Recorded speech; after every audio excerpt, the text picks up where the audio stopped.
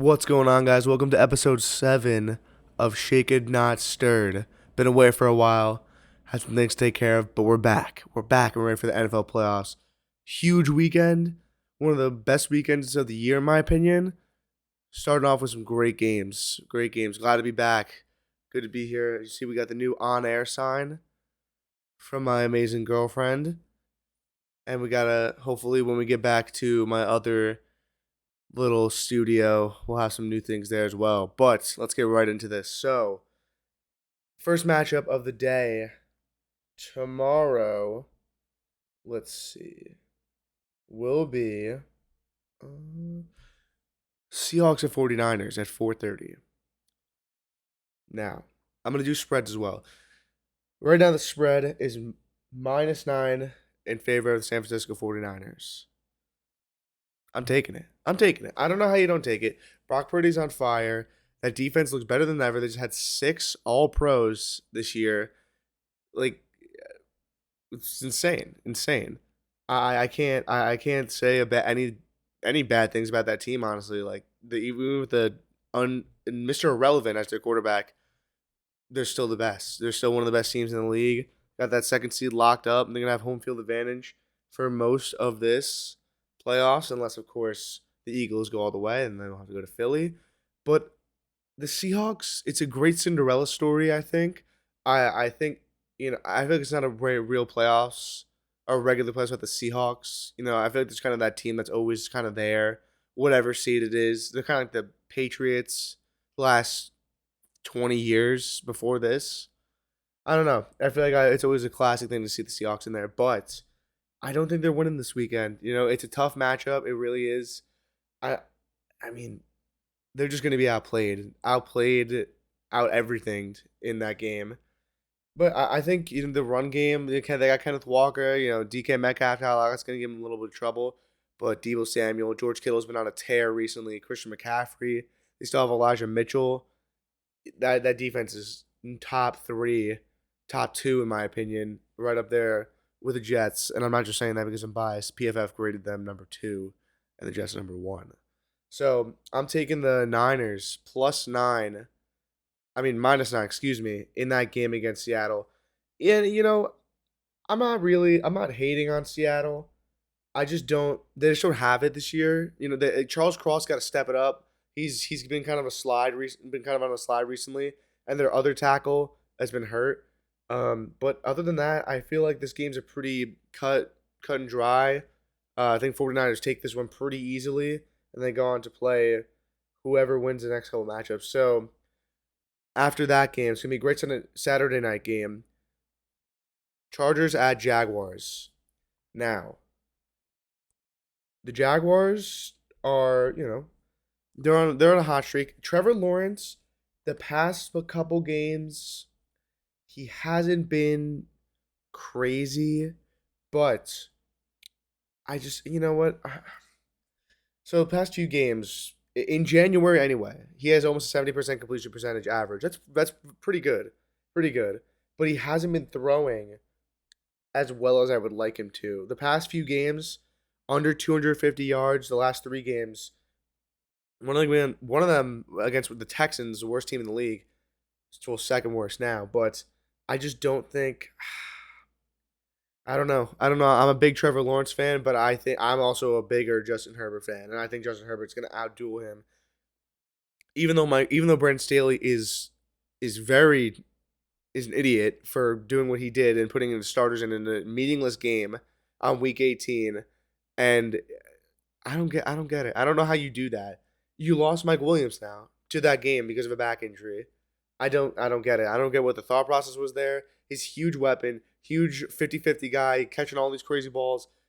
You lost him because you were too stubborn to take him out. Brandon Staley. So, I mean, even with that huge injury and with all the injuries to the Chargers, I still think, and their defense is pretty subpar as well. I still think I don't see the Jags winning this. The Chargers are just a better team. And we all forgot. Most of us anyway. I know I did. Next year, Calvin Ridley's Jaguar. Let's think about that for a second. because there, Christian Kirk, he looks like a number one receiver right now, and he definitely isn't. But you're paying all the money, all this money to Christian Kirk, and then you still have Calvin Ridley, who you're paying nothing because he was suspended, and you created like a sixth or something, or like a fifth. That's crazy to me. I still Trevor Lawrence is in very good hands right now. O line still a little shaky. Defense can use some work, but Trevor Lawrence is gonna have a lot of weapons, and I'm excited to see what he's gonna do next year. But this year, taking the boot, and the spread is -1.5 for the Chargers. It's in Jacksonville. I just think the Chargers are kind of a stagnant team sometimes. They just lost to Russell Wilson, and it was a good game, 31-28. I don't know. I don't know. I feel like Trevor Lawrence doesn't have it this game. And the past few games against some pretty not great defenses, as in the Texans and the Titans, excuse me. Texans, he was very good completion percentage, 81%, but only threw for 152 yards. They ran like crazy in that game.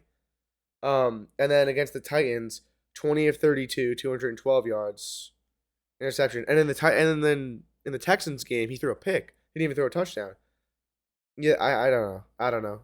Trevor Lawrence is slowing down a lot in the past few games, but I think he'll pick it back up. It's playoffs, but it's his first game, so we'll see what happens. But I'm gonna take the Chargers -1.5 on this one, but I think it's still gonna be a great one.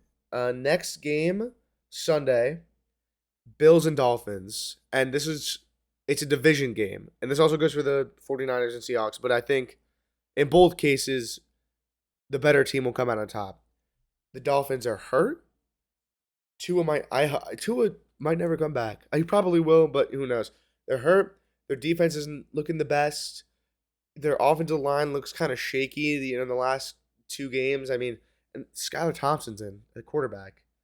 Skylar Thompson is not good. He's not Brock Purdy. He wishes he was Brock Purdy, but he's not. That team doesn't function the same without Tua or Teddy Bridgewater.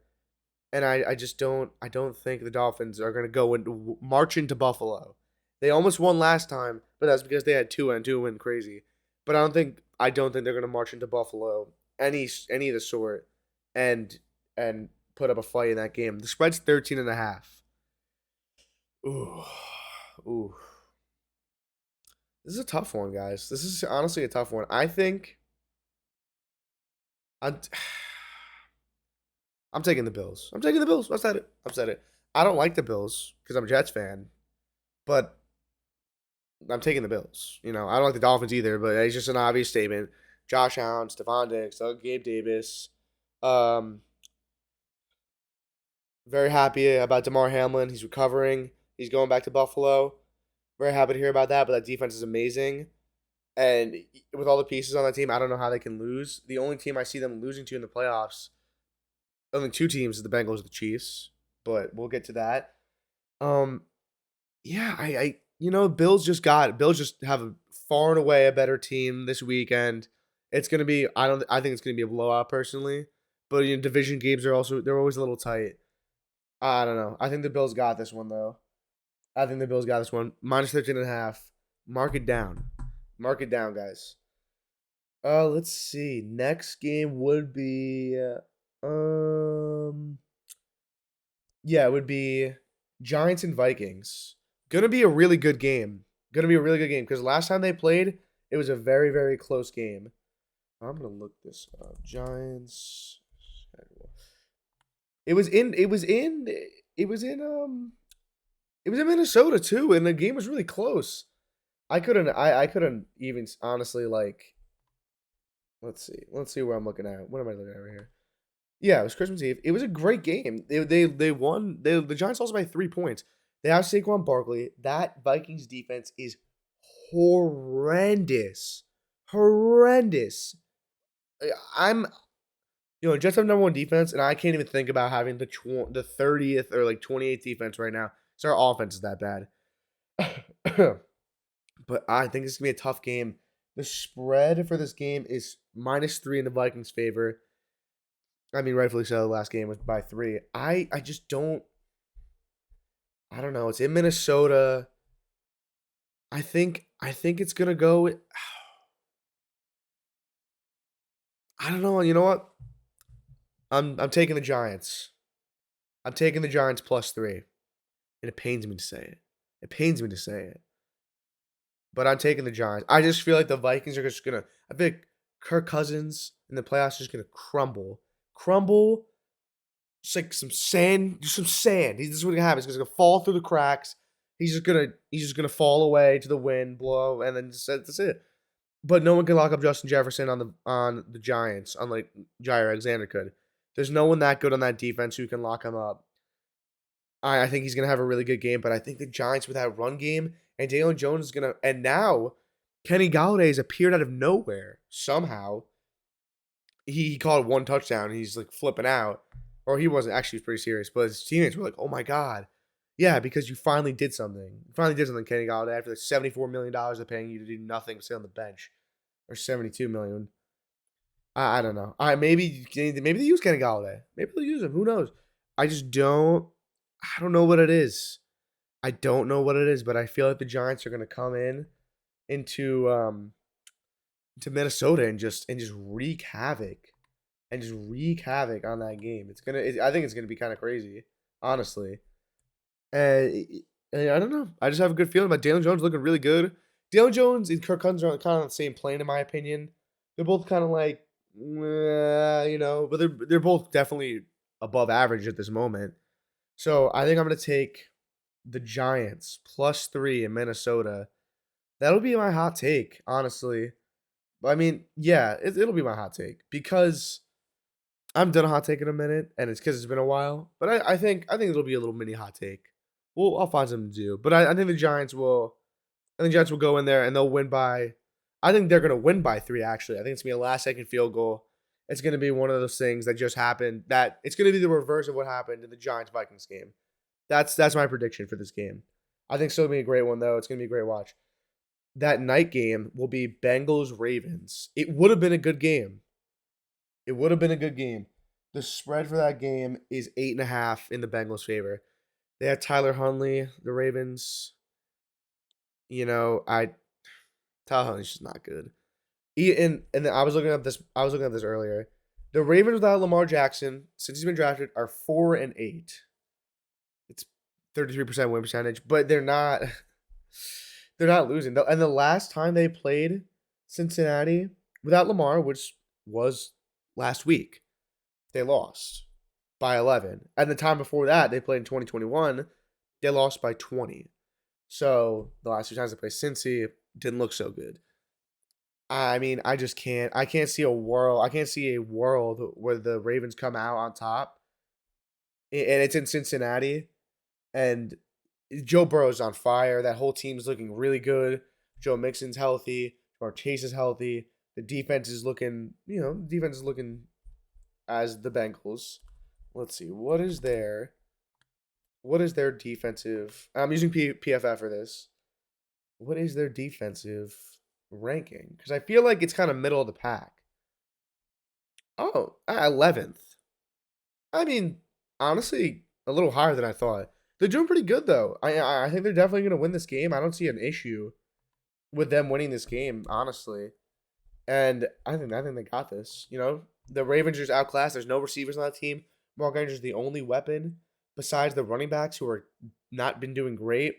The defense is still looking good on the Ravens, but I don't think the Ravens have it, unfortunately for them. So I'm gonna take the Bengals -8.5, and it's a divisional game.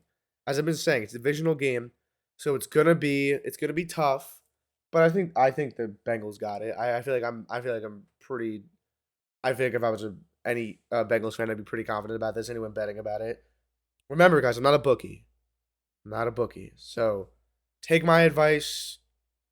Take my picks with a grain of salt, because if you lose and you bet for me, it's not my fault. So, because you decide to listen to someone who doesn't know what they're talking about. So, last two games. Last 2 games. Here we go. Oh wait. It's just one more game. Excuse me. Apologies. Last game. January 16th, Monday night. Buccaneers and Cowboys. Buccaneers win. Buccaneers win. They win this game.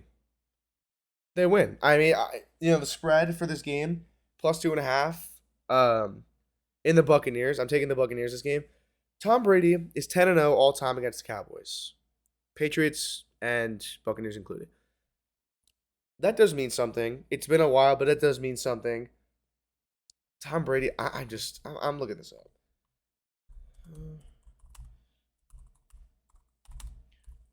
because I wanna I wanna see how he's just so dominant. Okay, Tom Brady in his career against the Cowboys. Oh, that's wrong. It says interesting. It said that he was 10-0, but 7-0. I don't know. He has 95 passer rating, almost 2,000 yards throwing, 15 touchdowns, and 5 interceptions.